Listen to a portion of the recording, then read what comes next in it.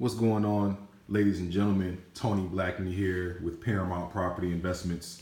Right now, I'm at a single family property on the west side of Akron, Ohio, doing a quick walkthrough for my partners. They're interested in purchasing this property. Now, this property is vacant, bank owned.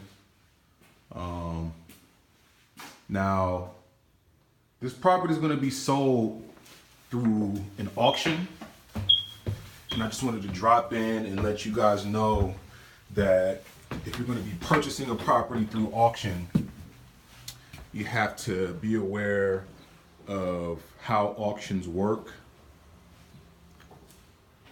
Now, sometimes one of the big auction companies or websites is auction.com.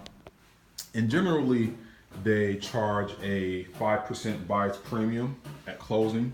So whatever the winning bid amount is, you're going to have to pay 5% of that in addition to what your purchase price of the property is going to be.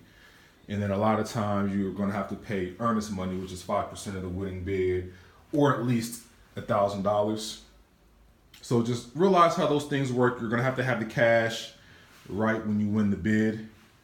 So just wanted to kind of give you a tip if you're thinking about buying a house via auction. Just be aware of those upfront costs.